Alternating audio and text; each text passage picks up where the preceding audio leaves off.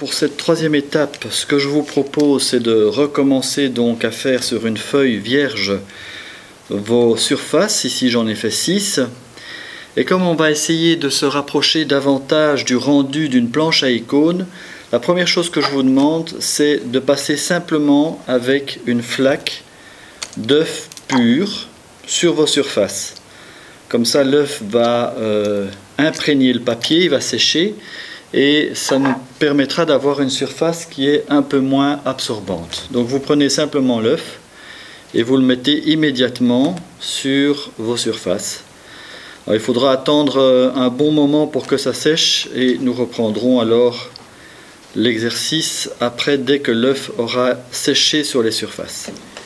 Alors, ce que je vous propose, quand vous avez laissé bien sécher votre première flaque d'œuf sur les surfaces, je vous propose dans la première surface de simplement dessiner une lettre. Alors ce sera déjà une bonne manière d'appréhender la calligraphie sur les icônes. Donc vous choisissez un caractère. L'idéal, c'est de se familiariser avec un caractère que vous aimez. Moi, j'ai par exemple celui-ci que vous pourrez trouver évidemment dans la documentation. Et comme d'habitude, vous préparez votre lettrage d'abord avec du jaune pour pouvoir vous corriger ensuite. Idéalement, il faut avoir un pinceau à lettres pour que vous ayez des pleins et des déliés. Voilà, ici, je vais faire un A et ici, je vais faire un B. Vous voyez, c'est très léger au départ. Et après, je vais pouvoir le confirmer si j'estime que la lettre est bien partie. Alors, dans le deuxième carré, vous allez travailler uniquement avec de l'ocre rouge. Et je vais vous demander de faire un dégradé. Un dégradé d'une base donc, qui sera ocre rouge pur. Et progressivement, qui en montant, va être de plus en plus transparent. Alors vous devrez sans doute vous y reprendre à plusieurs fois. Vous faites un premier passage léger comme ça.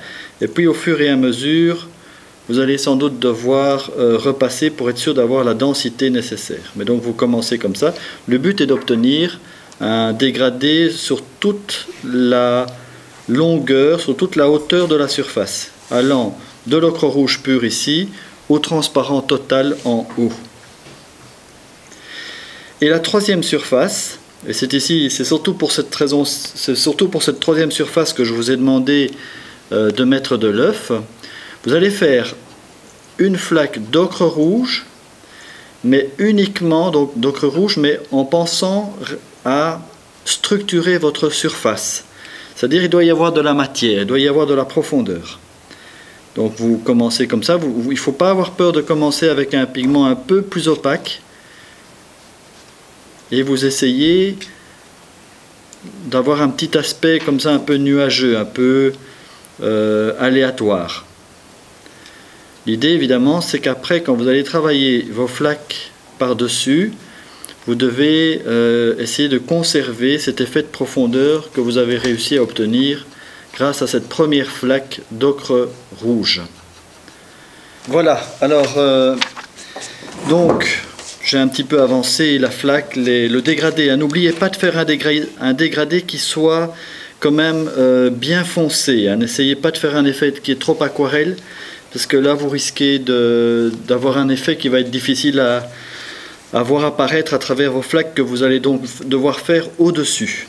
Alors pour la lettre ici, donc vous prenez de l'ocre rouge pur, vous pouvez vous exercer un peu sur une feuille avant de vous lancer sur votre exercice. Donc vous essayez d'abord comme ça pour voir si vous avez la bonne transparence, la bonne opacité. Donc il faut un ocre rouge très opaque et simplement vous dessinez vos lettres sur votre modèle.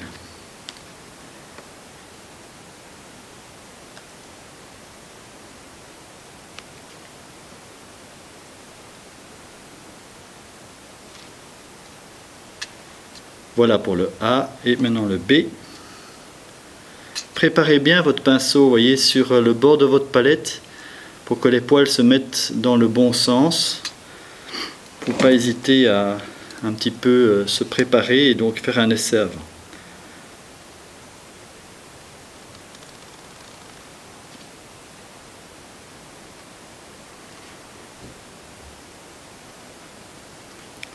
À vous également de chercher le pinceau qui va le mieux convenir au caractère que vous aurez choisi.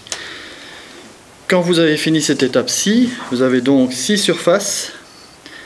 L'idée c'est que vous allez faire les 2 ou 3 flaques de couleurs variées, je vous rappelle, donc c'est très important sur chacune des surfaces, mais vous allez essayer de préserver bien sûr la lettre, qu'on puisse encore la lire, le dégradé et la structuration dans la surface ici à droite. Donc à vous de choisir, vous pouvez mettre la même flaque sur les 3 surfaces, donc par exemple décider qu'au-dessus ce sera une préparation, c'est ce que je vais faire pour une surface verte, comme par exemple pour un arbre, et en dessous par exemple rouge. Donc à vous de retrouver maintenant le réflexe de vos flaques, mais en essayant de travailler avec le respect du motif qui a été préparé en dessous. Pour les flaques, donc, je vous rappelle que vous devez travailler avec un pinceau avec un poil petit gris. Ce pinceau en poil petit gris permet de prendre plus de quantité de liquide. Vous pouvez aussi avoir une petite pipette comme ici pour vous aider à remplir plus rapidement de l'œuf. Et donc ici je vais faire pour le vert, je vais commencer par faire un fond jaune et ocre jaune par exemple.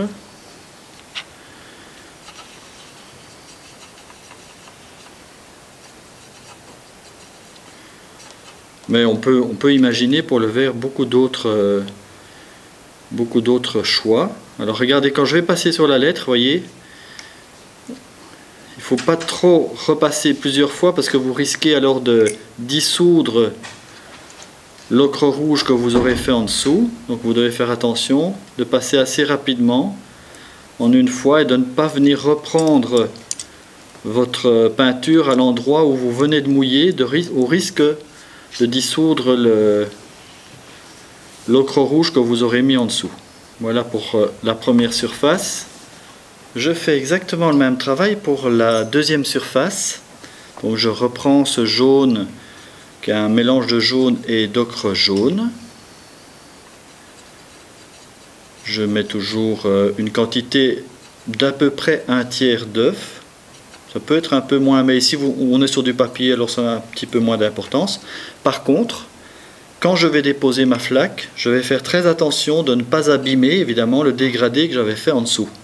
Donc vous passez avec votre pinceau à poil souple, sans pratiquement, il faut même presque pas toucher le fond, la surface de fond. Vous devez vraiment rester juste au-dessus, voilà, et vous passez régulièrement sur toute la surface. Je dis régulièrement, mais ça veut dire qu'il faut tout couvrir, mais vous ne devez évidemment pas spécialement avoir un résultat qui est tout à fait régulier, lisse. Au contraire, s'il y a un petit peu des endroits qui sont plus opaques et d'autres plus transparents, ça va apporter de la profondeur, voilà, comme ça. Et vous laissez sécher. Bon, ici on est sur une feuille, donc comme d'habitude, il y a des effets un petit peu indésirables, puisque la feuille gondole, et donc par exemple vous avez une concentration de pigment qui est un peu importante ici.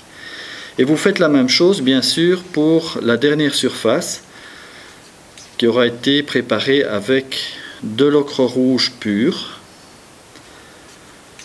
Donc vous passez en une fois, vous ne revenez pas. Quand vous avez des petites, ici un petit morceau de pigment par exemple qui vient se mettre, n'essayez pas de l'enlever tant que votre flaque est humide. Ce sera très facile à enlever après quand elle sera sèche. Maintenant ce que je vais faire, c'est que je vais faire la flaque de rouge. Et donc je vais prendre du rouge, je le mélange déjà avec du jaune pour avoir un résultat qui soit très lumineux, très orangé. N'oublie pas de mettre un petit peu d'œuf, bien liquide.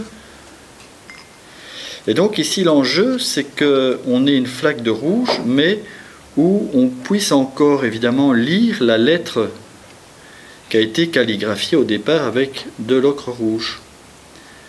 Alors c'est évidemment, vous comprenez, tout à fait indispensable pour ne pas perdre votre dessin, parce que ce serait vain de faire un beau dessin dans votre travail préparatoire si quand vous avez mis les 2 premières ou 3 premières flaques, vous ne voyez plus votre dessin, ça servait évidemment à rien. Alors évidemment, on va continuer ici à travailler avec, disons, des surfaces plutôt moyennes ou claires.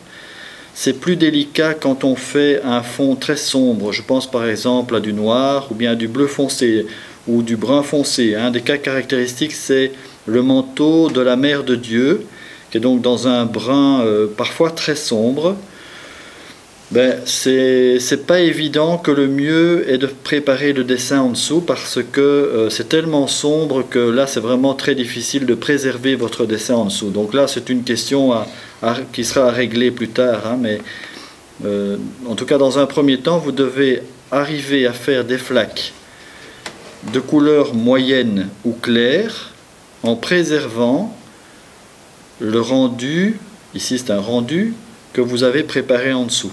On voit très bien ici que malgré ma flaque de rouge, on sent encore le dégradé. Et ici sur la flaque d'ocre rouge pur, le but à obtenir c'est d'avoir une structuration, c'est-à-dire d'avoir un peu de profondeur, que ce ne soit pas simplement une couleur opaque posée sur la surface.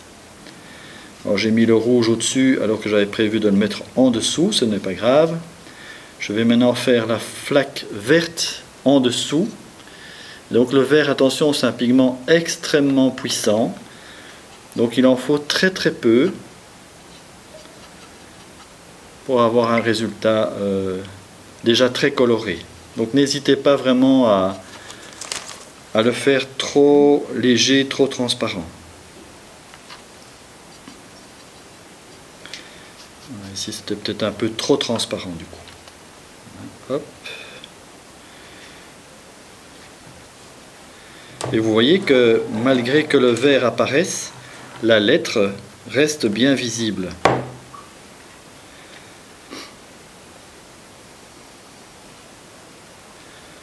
Voilà. Alors ici vous avez toujours le problème de la feuille hein, qui répartit la flaque de façon un petit peu obligée par le gondolement de la feuille. C'est évident que sur une planche à icône, votre support normalement ne bouge pas et donc reste parfaitement plat. On pourrait très bien imaginer que ces fonds ici que je suis en train de préparer servent de base par exemple pour peindre un arbre, hein, le feuillage d'un arbre. Ce serait très joli parce que vous avez déjà de la transparence qui apparaît dès le départ de la surface avant même de commencer vos éclairages et votre reprise du dessin, vous auriez déjà une profondeur qui apparaît.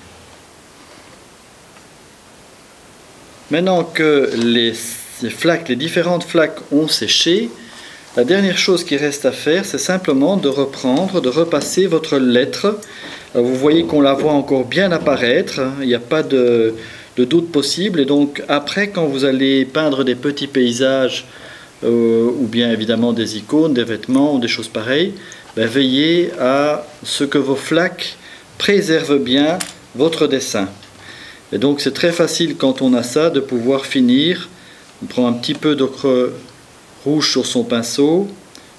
Toujours essayer d'essorer votre pinceau hein, pour enlever le surplus. Et vous repassez légèrement sur la lettre.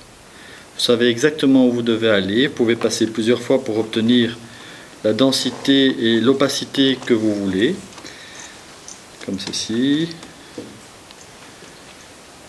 À vous de choisir si vous voulez un résultat soit dense ou transparent. Et comme ça, vous pouvez vraiment bénéficier, repasser plusieurs fois, vous pouvez bénéficier de votre travail, malgré le fait que vous ayez fait des flaques. D'où l'importance d'apprendre à faire des flaques en contrôlant la transparence de vos flaques.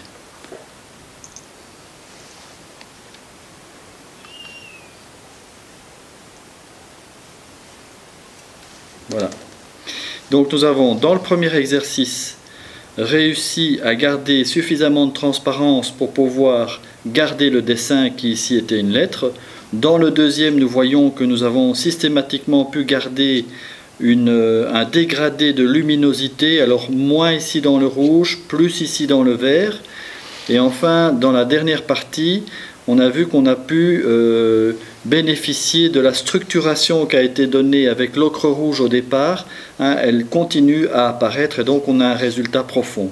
Et donc si je traduis ce travail-ci dans par exemple le travail d'un petit paysage qu'on sera amené à faire dans les cours prochains, eh bien on devra conserver le dessin, on devra conserver le rendu, ce qu'on appelle le rendu, c'est-à-dire la variation d'opacité qui aura été donnée. On mettra de l'ombre par exemple sur un rocher et donc il faudra préserver les parties claires par rapport aux parties foncées.